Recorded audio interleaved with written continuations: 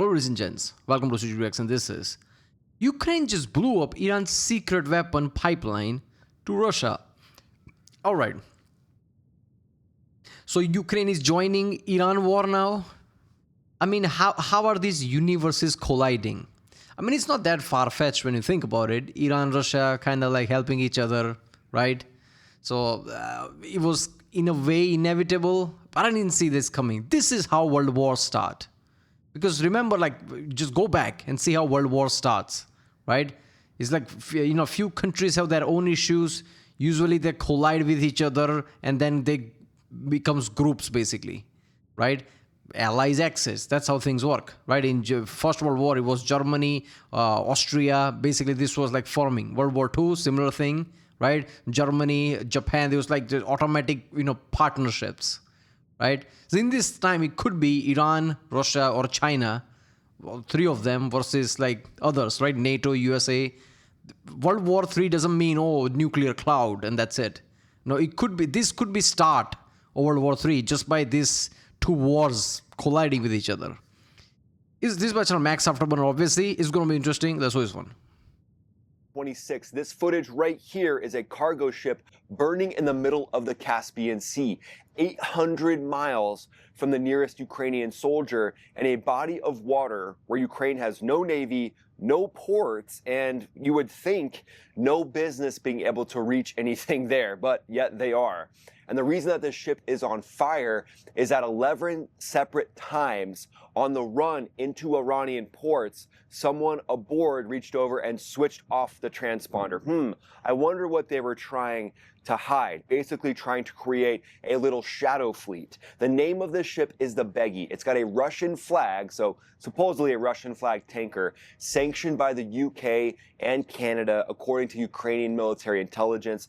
She has been hauling something wild, something that Russia and Iran never wanted any of us to know. They've been hauling ammunition, artillery shells, body armor, Shahed drone components. And here's the big kicker here. It's not going from Russia to Iran. It's going from Iran to Russia, out of Iran into Russia. Iran is not the customer here. Iran is the arms dealer. And here's what Tehran said. As we know, the rhetoric might have been a little bit spicy at times.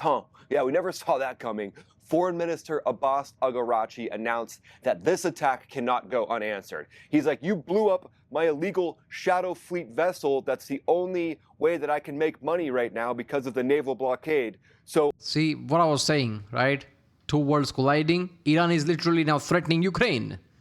So is Iran going to launch ballistic missile at Ukraine? They can do that, right? Their range is all the way to UK, apparently. Well, Ukraine's like, this is nothing new to us. We've been getting bombed for past 3 years. You want to do this? Let's go. You want another enemy to bomb you? Okay, let's try me. So I don't know where this is going to go. I'm a good mafia boss, so this can't go unanswered. That's basically what his statement says if you read between the lines. The foreign ministry of Iran called it a hostile and criminal act. Meanwhile, they're smuggling arms into Russia.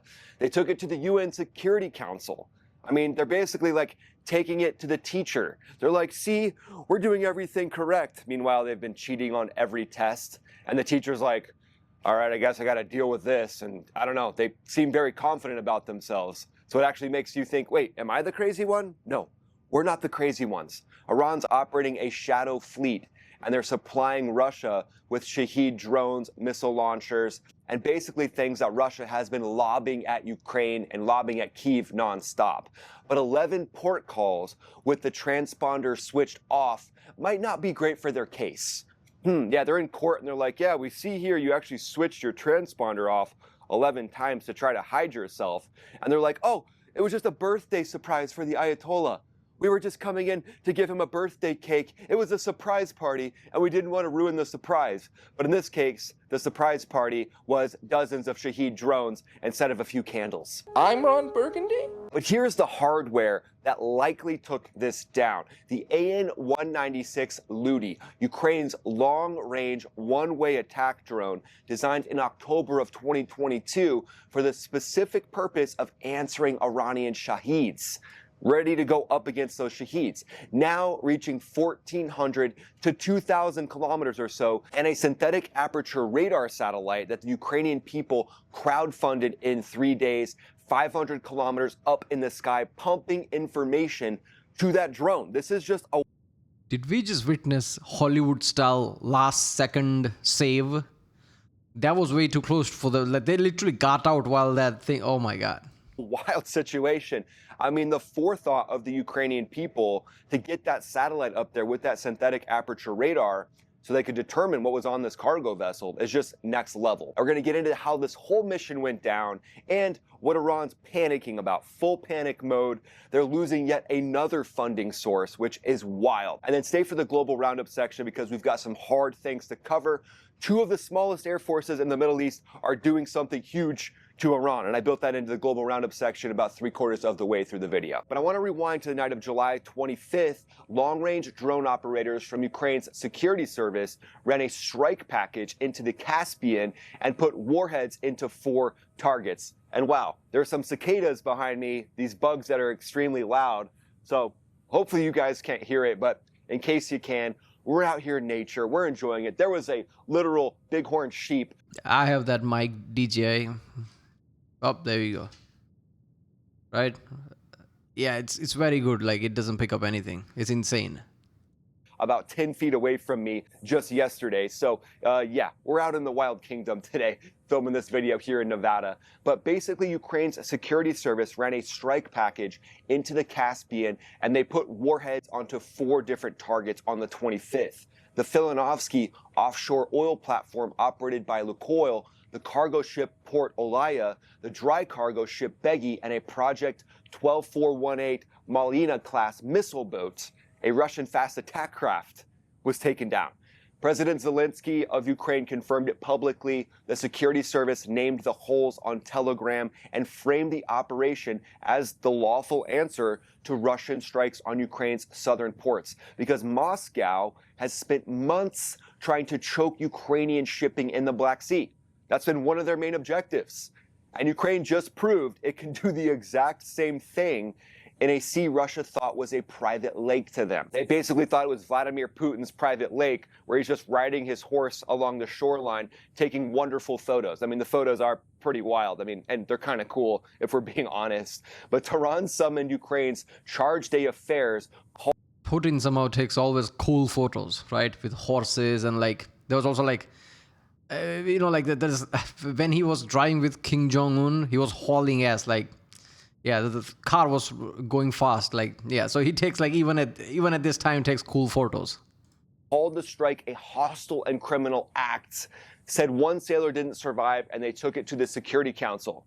Then Monday morning, Ukraine's acting foreign minister Andriy Sabai answered in public. Iran's threats are groundless. The regime in Tehran is a direct accomplice to Russian aggression, and Iran has no standing to pretend to be a victim. Thank you. The victim mindset is terrible. So I love the fact when you call out these regimes that are evil regimes murdering thousands of their own people, and they're like, you hit my ship. It really hurt us really bad, and we're really mad. We're taking this to the teacher.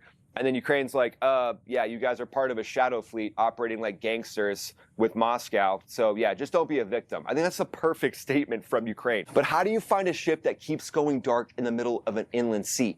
2 ways, and both of them are It's a weapon.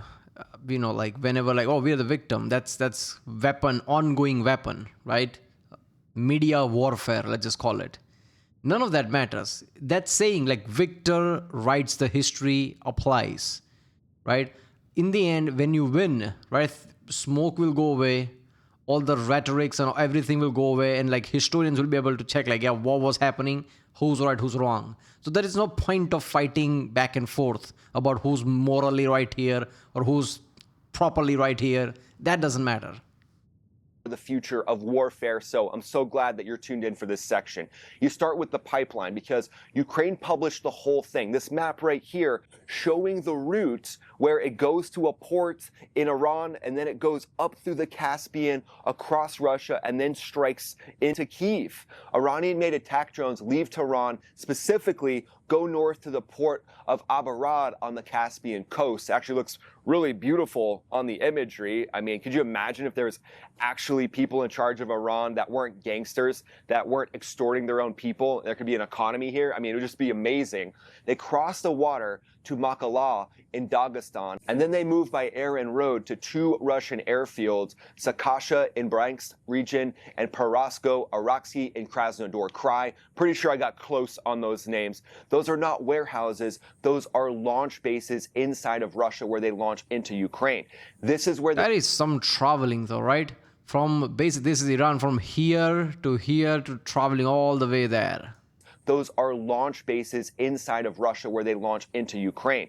This is where the Shaheeds that come down on Kyiv apartments take off from. But Ukraine's main intelligence directorate operates a dedicated synthetic aperture radar satellite built by the Finnish company ICEYE, I-C-E-Y-E. And how they got it is one of the coolest stories in this war. In June of 2022, Ukrainians as a people crowdfunded over $13 million in 3 days to buy 3 Bayraktar TB2s. The Turkish manufacturer heard about it and donated the drones for free. So the foundation then took that money and bought a spy satellite instead. Synthetic aperture radar does not care about clouds, weather, or darkness. It fires radar energy at the surface from 500 kilometers up and rebuilds the image from what comes back, down to a quarter meter per pixel.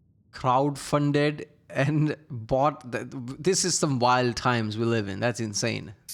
And owning it outright instead of renting constellations, it means about 6 times faster data retrieval. And now that cicada is kind of calming down behind me. So anyway, you might not be able to hear it at all. I just think it's kind of funny. It's trying to disrupt us. What is that, an IRGC cicada?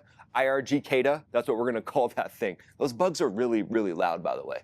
But that one satellite has delivered more than 5,900 radar images to Ukraine itself, giving them the ability to then target in these TB2 drones and these other advanced drones, which we're going to get to here in a second. And then the second hero platform is not necessarily a platform at all. It's patience. Ukraine's military intelligence runs a public portal called War and Sanctions with detailed files on 66 vessels across the Russian, Iranian, and Venezuelan shadow fleet. The method is sort of unglamorous and it's completely lethal. So even if it's unglamorous, when you're that lethal, you're still the big swing and you know what. It logs every gap in a ship's transponder feed, where the signal drops, where it comes back. It traces ownership through the shell companies and flags of convenience, then tasks the radar satellite to photograph the empty water in the middle of the gap. When a vessel has vanished from the tracking system and a radar image shows a hole sitting right there in the dark, then boom, you got it. Judge, jury, executioner. This is how the Beji ended. This is some scientific level mathematic going on. That's insane. This is what we talk about when we talk about modern tech. This level of calculation, this level of computation, like this, yeah. Up with 11 documented calls of turning their transponder off at Amirabad, Nawashar, Astara, and Anzali, every one with the transponder switched off on approach into the ports. Oh, weird. It's almost like you're trying to hide something, but Ukraine snuck in and is not allowing that to happen. Which brings us to what actually flew after the satellite, after the database, this advanced technology all coming together, now being pumped into a kinetic force platform. The most likely airframe here is the AN-196 Litwy, L-I-U-T-Y-I. I'll get these Ukrainian words eventually, don't worry. The word means fierce. That's the most important part. It was built by Ukro Bronprom, pretty sure I got that one close, with the... So it just took out a tower, all right. Antonov Design Bureau, and the irony is basically thick enough to cut with a knife because design work started in October of 2022 as a direct answer to the Shahed 136 campaign, where there were parts on that actual ship that was blown up from Iran going to Russia. But the Ukrainian drone is a piston-driven pusher prop similar to the Shahed, but this one in Ukraine has inertial navigation with satellite correction, complex pre-programmed routing, a warhead of 50 to 75 kilograms. It's a huge warhead. And the long-range variant that likely did this strike deletes the landing. I was about to say that, like, those explosions are big, man. As soon as it hit and just like big boom, the whole camera got darker because of the brightness. Gear entirely, it basically knows it's not coming home and it's on a kamikaze mission. So why haul the weight of the landing gear? Its reach has grown from 1,000 kilometers to between 1,400 and 2,000, close to 1,000 miles, with a confirmed Ukrainian record around 1,750 kilometers. It is flown by the 14th Regiment of Unmanned Aerial Systems, who's just absolutely doing work in Ukraine.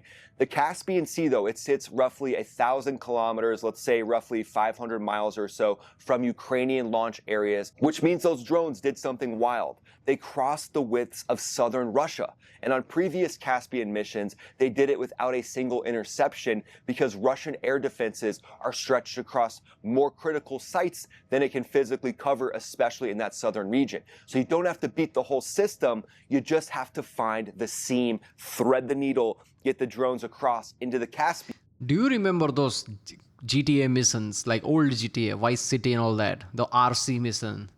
Super annoying. Like I still remember, super annoying, but this is real life of that. In that game, you're supposed to control this like small helicopter that just flies, and it's like controls are very bad because it's an RC. It's supposed to be bad. It's not supposed to be that accurate, right? This is real world, and these people are actually controlling. You saw that it just suddenly dipped down. They have to time completely right, otherwise it will just hit something else. They're literally doing that in real life. To shut down this illicit source of funding for Iran and illicit source of weapons for Russia. But now let's talk about the adversary force and the details behind what Iran is doing, because one detail that nobody has resolved, and you deserve to hear it, is that both vessels Ukraine named are recorded as Russian flagged and Russian owned. But Tehran describes the casualty ship as an Iranian merchant vessel with an Iranian crew, and neither government has released any names, a flag, or a number, a tracking number for the ship. So either Iran just claimed a Russian hull as its own in a formal diplomatic protest, which tells you how fused these two militaries really are, Iran and Russia, or there is a third ship that nobody's talking about, but probably the former. Iran obviously isn't weak. They're trying to extort the world, and they're the best at extortion, negotiation, complaining to the UN about this illicit shipment being blown up. I mean, that really does take some cojones to gaslight on that level. I mean, I think even our craziest exes are sitting there and they're like, wow, yeah, you guys really need therapy, Iran. I hate you!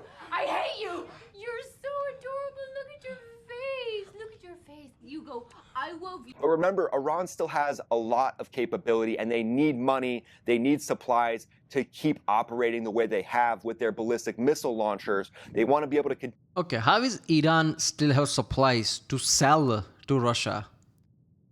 A lot of things got blown up. So this tells me that they're desperate enough that they're giving away their own supplies that they probably need to Russia for money. Because of the blockade, they have money problem. Continue to hide those in the different drone storage facilities, ballistic missile bunkers. That's something that is incredibly important to Iran to do, but they need resources in order to do it. And they've got to be able to pay off the IRGC. They've got to be able to pay the mob bosses. So now with the actual blockade itself, crushing the different sources of income flowing to the mullahs, the generals in the south, losing $500 million a day. This was a nice little sweet spot for them. This was their little honeypot up north that's being absolutely decimated. It's being completely crushed. But that brings us to the global roundup section. So welcome to this. This is when we talk about some different things going on, but in this case, it happens to include Iran. The Wall Street Journal actually That's what I was saying. Like, how is this global round? It's still about Iran. Reported that Bahrain and Kuwait secretly sent fighter jets into Iranian airspace earlier this month to hit drone and missile storage depots, their first known direct offensive operations against Tehran itself, with the UAE providing targeting intelligence, defensive air cover. So understand what that takes. And this is historic. Bahrain flies a small F-16 force. Kuwait flies Hornets and Super Hornets. Neither of them necessarily has meaningful organic tanking where they can refuel themselves, standoff jamming, or the depth to roll back an air defense belt alone. So likely they were getting some support, but the UAE was the big one supporting this with the different imageries, with the different supports from some satellites up above, taking a note from Ukraine when it comes to the satellite. So it looks like at this point there is a coalition forming against Iran. And will this turn into some sort of ground operation? Look at this one, full blacked out with a Viper logo. That's insane. Well, I think the fact that the air operations are getting some of the partner nations to pitch in, if there was to be some sort of a ground operation, I really feel like it's got to be the Persian Gulf. It's got to be a coalition of members of the Persian Gulf. Yeah, I just posted a video about that. Ground invasion feels like it might happen the way things are going. Israeli military, something besides U.S. boots on the ground, maybe with U.S. forces just doing some advising. And that brings us to the 40 chess strategic analysis section. So this is a wild one. This one is pretty insane. But here's what nobody's putting together. These aren't two wars sharing a news cycle. It's one adversary architecture. And this weekend, it basically got mapped and put in front of the world in public. So follow the freight, just like you follow the money. Iranian drone components go north across the Caspian to Russian launch bases. Russian satellites, according to Zelensky, come back south, imaging 4 Gulf air bases inside Russia's area of interest on July 19th and the 20th alone. And those Russian satellites photographed Prince Sultan Air Base 3 separate times before the Iranian attack in March that injured 12 American service members. And then a quick Why is it so white? Is that all the cement coming out? What is happening? Why the whole thing is white? Russian satellites photographed Prince Sultan Air Base 3 separate times before the Iranian attack in March that injured 12 American service members. And then a quick update on the pause, the tactical pause that's happening right now in strikes. Admiral Brad Cooper, the CENTCOM commander, recommended stopping the campaign around the Strait of Hormuz because it had reached its limit of effectiveness. This was reported by Axios. And reportedly said the next step would be resuming major combat operations to finish the remaining 20% of target sets. So it looks like the U.S. military isn't out of weapons, just out of targets that made sense for those weapons in the Strait of Hormuz. And then President Trump has also denied any munitions shortages. And then he named Karg Island recently, which is not a military target at all. This is a terminal that moves overwhelming majority of Iranian crude. So could this be next on the target list if things kick back off? So what do you guys think? What do you think of this Russian? Yeah, see, like I said, I made the video about the cargo one. Yeah, that's the next step. I feel like I've been watching so many of these videos, like it's becoming intuitive to me, because this is what I was saying, like it's reached its limit. Next step, if no negotiation happens, is going to be some kind of invasion, because you can't just bomb continuously. CENTCOM saying the same thing, like, yeah, we've hit everything we could hit. Now what do you want me to bomb? Just like random places? So like now it's either Iran comes to agreement or it's next step. That's, yeah. Well, there you go. Ukraine entered the chat apparently when it comes to Iran thing. Kind of makes sense. But this will just bleed out. This war will bleed out with each other. Iran might attack Ukraine and aid Russia in that way. Ukraine would do the similar thing and aid USA by attacking Iran. It might bleed into each other. This is how world war starts, by the way. It's usually slow. You can't really pinpoint it. But with a hindsight, in the future, you could see, oh, this is where it started. All right, well, there you go. I'll see you next time.